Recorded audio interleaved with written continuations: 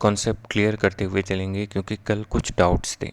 Number एक, हमने क्या देखा था कल, बड़े टाइम फ्रेम पे देखा था कि मार्केट सपोर्ट ले रहा है। ठीक है, ये बड़े टाइम फ्रेम पे मार्केट सपोर्ट ले रहा है, यहाँ पे सपोर्ट ले रहा है, यहाँ पे सपोर्ट ले रहा है और यहाँ पे सपोर्ट ले रहा है। ठीक है, मार्केट में ये जो लास्ट टाइम पे मोमेंटम आई थी, यानी बड़ा सा कैंडल दिखा था, अब उस बड़े से कैंडल के खिलाफ एकदम से अगर इसका लो टूट जाता तो हम सेल करते। मैं ये उम्मीद कर रहा था कि मार्केट थोड़ा सा और नीचे आए, लेकिन अपना बाइंग प्लान नहीं छोड़ा था। करेक्ट। अब बात करते हैं, इसको छोटे टाइम फ्रेम में समझने की कोशिश करते हैं। हम सीधे आते हैं 1 मिनट के टाइम फ्रेम पे, क्योंकि सारा डाउट जो है ना वो वहाँ से क्रिएट हुआ है। अब मैं वो समझाने की कोशिश करता हूँ जो हमको समझना था।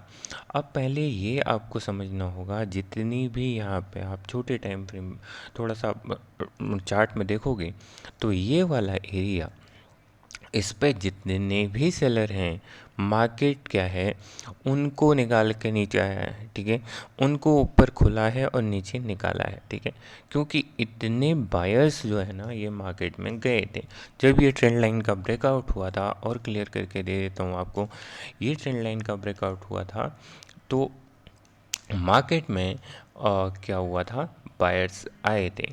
तो जो अर्ली बायर हैं मार्केट में, अर्ली बायर को मार्केट ने इस मूव के साथ निकाला है।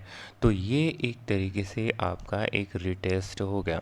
ठीक है, ये एक तरीके से मार्केट का ब्रेकआउट हुआ, रिटेस्ट हुआ। और ये रिटेस्ट क्यों आया, क्योंकि मार्केट में जितने भी यहाँ से सेल करने वाले लोग हैं उनका सेल गया था। अब मैं बात करता हूँ यहाँ से मेरा मूड चेंज क्यों हुआ। मैं जब तक यहाँ पे पॉइंट पे था, जब तक इस पॉइंट पे था, मार्केट में इस पॉइंट पे था, तो मैं क्या उम्मीद कर रहा था कि मार्केट ऊपर जाए और यहाँ से एक स्विंग नीचे की तरफ बनाए, तब नीचे जाए और इस पॉइंट पे कम से कम यहाँ पे जाए, तब उसके बाद ऊपर जाए। लेकिन अब आपको सोचना है कि ऐसा क्यों हुआ और अचानक मैंने यहाँ पर ट्रेड क्यों लिया। ठीक है, अब इसको समझते हैं थोड़ा सा निफ्टी में। निफ्टी में भी क्या हो रहा है, आप कंटिन्यूस देखो, सपोर्ट पे काम कर रहा है। ठीक है, सपोर्ट पे काम कर रहा। अब हम इसको थोड़ा सा और छोटे टाइम फ्रेम पे चेक करते हैं कि ऐसा क्यों किया कि मुझे वहाँ से थोड़ा सा अपने प्लान चेंज करना पड़ा, उसे मैं कम्युनिकेट नहीं कर पाया। और आ, तो मार्केट में उस वक्त ये था। ठीक है, अब ये जब मार्केट यहाँ पे यहाँ से टर्न कर रहा था, ये बड़ा सा कैंडल मार्केट में, ये बड़ा सा कैंडल आप इसको और छोटे टाइम फ्रेम में देखते हैं तो और क्लियरिटी आएगी, क्योंकि काफ़ी लोग अभी छोटे टाइम फ्रेम को फॉलो कर रहे हैं। ठीक है, इस छोटे टाइम फ्रेम पे देखोगे तो ये छोटा टाइम फ्रेम पे देखोगे, यहाँ से मार्केट में अच्छी बाइंग तो आई है, साथ में मार्केट ने अच्छी बाइंग यहाँ से दिखाई है।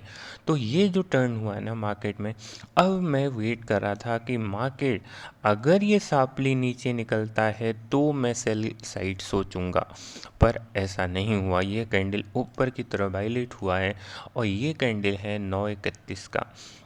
और हम इस कैंडल पे 9:31 के कैंडल पे यहाँ पे क्या हो रहा है, मार्केट ने सस्टेन करना शुरू किया है।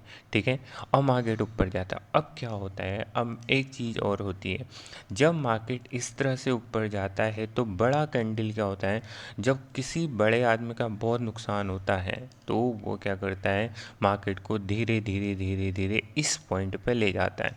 तो अब एक क्लियरिटी आ गई माइंड में कि मार्केट बहुत ऊपर तक जा सकता है, मतलब यहाँ तक रिट्रेस कर सकता है। अब यहाँ भी प्राइस एक्शन पढ़ने वाली चीज़ें देखिए, मार्केट क्या किया, मार्केट फर्स्ट टाइम यहीं से टर्न लिया है। ठीक है, अगर मार्केट को जाना है ना तो वो पूरा जाएगा, तो यहाँ से इतना जाने का कोई सेंस नहीं है। इसलिए मार्केट में आप, मैंने एक और पॉइंट में यहाँ आसपास बोला था कि मार्केट और ऊपर जाए। ठीक है, बाइंग पॉइंट हो गया। बाइंग पॉइंट के लिए आपको हमेशा वेट करना है कि ये जो लास्ट मौके पे यहाँ पे रेजिस्टेंस के पास आए हैं, कुछ अपना प्रॉफिट बुक करेंगे, जो बाइंग करते हैं वो थोड़ा बहुत यहाँ पे रिट्रेसमेंट आएगा मार्केट में। ठीक है, तो ये मैंने सेकंड पॉइंट पे बोला था। फर्स्ट पॉइंट होपफुली क्लियर हो गया होगा। और दूसरी चीज़ एक और क्लियर कर देता हूँ, अगर मैंने इस पॉइंट पे बोला है कि I am looking for a trade इस पॉइंट पे, तो डेफिनेटली जो यहाँ पे मार्केट ने एक रेजिस्टेंस बनाया है, देखिए ऐसा रेजिस्टेंस मार्केट छोड़ता नहीं है, तो ऐसी जगह आत्महत्या नहीं करते। मान लीजिए आप यहाँ पर लेते तो एक स्पाइक देता ही देता, मैं ऐसे एसएल के साथ क्यों खेलता। मैंने मैंने ऐसा क्यों किया, मैंने ऐसा इसलिए किया कि मार्केट में जब मैंने इस पॉइंट पे कहा कि मैं अब ट्रेड टाइम, तो मार्केट में क्या किया, नीचे आके पलट गया और ऊपर जो ये सपोर्ट बनाया था उसके एसएल क्रिएट की, एसएल कलेक्ट की और ऊपर गया, और यहीं से पावर, ये कंटिन्यूस जो निफ्टी था उसमें पावर आ रही थी। ठीक है, मैं ये एक्सप्लेन इसलिए कर रहा हूँ कि काफ़ी लोग कंफ्यूज हुए। तो हमेशा एक बात पे एंट्री पे ध्यान रखना है कि कभी भी अगर ऐसे सपोर्ट यहाँ से रेजिस्टेंस बन रहा है तो इसको सेल नहीं करना है। अगर बढ़िया सा सपोर्ट बन रहा है और मार्केट उसमें जा रहा है तो उसमें बाई नहीं करना है। इसमें आप बाई नहीं करोगे, मार्केट क्या करेगा, मार्केट ऐसी कंडीशन पे ऊपर जाएगा फिर नीचे आएगा, फिर हो सकता है मार्केट ऊपर जाए। किसी भी बायर को, अर्ली बायर को मार्केट क्या होता है, रहने नहीं देता है। तो क्या करते हैं हम लोग, जब तक मार्केट क्या करता है, पिछले स्विंग की एसएल को नहीं निकालता है, तब तक मार्केट क्या करता है, अ, आपको आपको क्या करता है मार्केट, प्रॉफिट नहीं होने देता है। ठीक है, अब चलते हैं दूसरे पॉइंट पे। ठीक है, जो पॉइंट हमने डिसाइड किया था कि यहाँ पे अच्छी बाइंग आ सकती, मार्केट क्या कर रहा था, मार्केट अपने स्विंग हाई को एक बार यहाँ पे, जैसा कि हमने कहा था, स्विंग हाई को मार्केट निकाल चुका था। ठीक है, यहाँ पे देखिए ये एक सेलिंग पॉइंट हो सकता है, क्योंकि मार्केट में यहाँ पे देखिए इस पॉइंट पे आप सेल नहीं कर सकते, क्योंकि मार्केट में यहाँ पे भी एसएल अवेलेबल हैं। तो लेकिन इस पॉइंट पे आप अटेम्प्ट कर सकते हो सेलिंग। ठीक है, हालांकि इस पॉइंट पे बहुत अच्छी सेलिंग इसलिए नहीं आई क्योंकि निफ्टी काफ़ी स्ट्रॉन्ग था, निफ्टी ब्रेकआउट दे चुका था, लेकिन मार्केट में क्या कर रहा था, इस तरह से कंसोलिडेशन कर रहा था। राइट, अब इस तरह से कंसोलिडेशन कर रहा था और मार्केट क्या कर रहा है, देखिए इस पॉइंट पे से अच्छी सेलिंग आई है। अब मेरा टेलीग्राम वापस देखना, हमने ये वाली ट्रेड बनाई थी। अब रीज़न क्या है कि मार्केट में यहाँ से लॉन्ग जाने का रीज़न क्या है, और मैंने क्या कहा था कि मार्केट में इस लेवल का रिस्क है आपके पास। ठीक है, तो रिस्क आपका है, लेकिन आपके पास क्या है, एक अच्छा टारगेट अचीव करने के लिए है। लास्ट में आपके पास कुछ वोलेटिलिटी थी, मैंने एग्जैक्टली इस पॉइंट के लिए आपको बोला था, तो ये काफ़ी अच्छा एक टारगेट है। ठीक है, तो क्या हुआ है मार्केट में, देखिए एक चैनल क्रिएट किया है, और चैनल क्रिएट करने के बाद धीरे धीरे मार्केट में इस लेवल पे यहाँ से आया, जब सेलर्स पूरी तरह से एक्टिवेट हुए हैं ये वाला, तो उसके बाद मार्केट में ये मूव आई है। तो ये हमारा सेटअप था, तो ये हमारा सेटअप सक्सेस हुआ है। राइट, अब आज की बात करते हैं।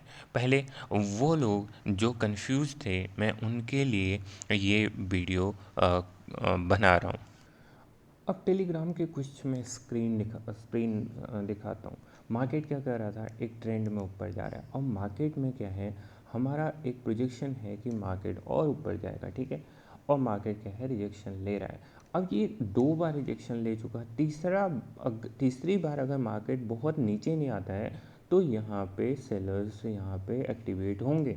ठीक है, यहाँ पे लोग सेल करने वाले आएंगे, मार्केट बुलिश है, हमारे पास एक और स्ट्रॉन्ग जो हमारा जेन्युइन सॉलिड रीजन है बाई जाने का।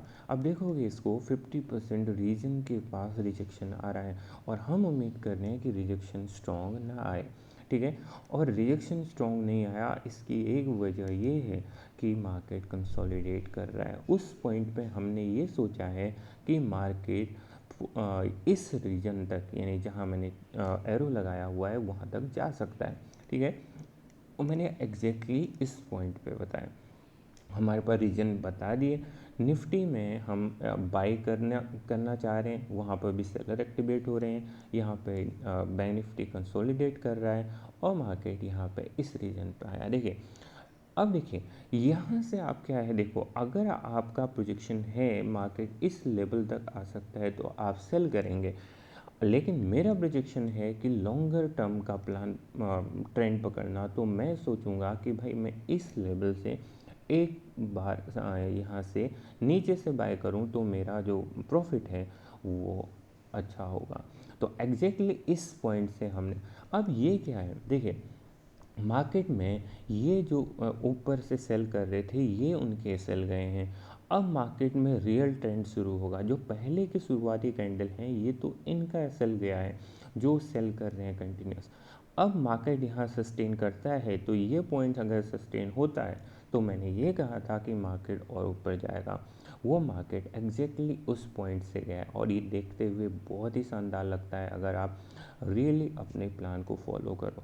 अब इस पॉइंट तक मार्केट ऊपर गया, राइट, ये मैं लाइव कमेंट्री कर रहा था, ये तो मार्केट ऊपर गया। अब मैं एक चीज़ आपको बता रहा था कि मार्केट में ये एक मिनिमम पॉइंट है जहाँ तक हम अचीव कर सकते थे, एक और पॉइंट है जहाँ तक हम अचीव कर सकते थे। अब मार्केट एग्जैक्टली थोड़ा सा देखिए इस तरह का रेजिस्टेंस बनाया है मार्केट में, तो ये मूव आनी ज़रूर थी, क्योंकि रेजिस्टेंस इस तरह से सेलर्स को एक्टिवेट किया है मार्केट ने और यहाँ क्रिएट हुए हैं एसएल। अब तो ये कंफर्म था कि मार्केट इनको निकालेगा, जैसे ही इनको निकाला है मार्केट नीचे आया है, तो उसके बाद बहुत ही अननेसेसरी वॉलेटिलिटी मार्केट में देखने को मिली तो मैं एग्जिट हो गया, राइट। आज क्या हो सकता है, अब इस बात को हम समझते हैं। आज क्या हो सकता है, मार्केट क्या कर रहा है, कंसोलिडेट कर रहा है, ठीक है, ऐसे कंसोलिडेट कर रहा है। अब मार्केट में अगर गैप अप हो जा रहा है, इसके पॉइंट के ऊपर ही चला जा रहा है, तो हो सकता है मार्केट फिर से वापस इस लेवल तक आए। तो ये मैं एक प्रोजेक्शन बना के चल रहा हूँ। अभी तक मेरे दिमाग में क्लियरिटी नहीं है, लेकिन इतनी क्लियरिटी है कि अगर डिप आएगा, अगर सेलिंग फास्ट नहीं हुई तो मार्केट में हम लोगों को एक अच्छा बाई ट्रेड देखने को मिलेगा। अगर मार्केट ऊपर ही चला गया, यहाँ से सीधे ऊपर ही चला गया, तो फिर हम एक अच्छा सा रिट्रेसमेंट कहीं पर मिलेगा जहाँ पे उसने बायर्स को अटेम्प्ट किया होगा, तो हम दूसरा प्लान यहाँ पर बनाएंगे। पहला प्लान और दूसरा प्लान सेम चीज़ बैंक निफ्टी में भी आप देख के सोचिए। बैंक निफ्टी का भी सेम चीज़ है, बैंक निफ्टी का भी सेम चीज़ है कि हम बैंक निफ्टी भी जो निफ्टी भी है काफ़ी स्ट्रॉन्ग है इस जोन पे, ठीक है। तो हम क्या कर रहे हैं कि आज के लिए पहले बहुत ध्यान से दोनों इंडेक्स को हम लोग देखेंगे, राइट। अगर मार्केट आज देखे, मोस्ट प्रोबेबली क्या होगा, इस लेवल के ऊपर खुलेगा। अगर ये गैप अप होता है तो इस लेवल के ऊपर खुलेगा और ये लेवल हमारे लिए इम्पोर्टेंट हो जाता है। तो हमारे लिए ऊपर साइड में थोड़ी सी रेंज है, तो हम बाय करेंगे तो डिप के साथ करेंगे और सेल करेंगे तो ऊपर लेवल पर करेंगे depending on the momentum. Thank you.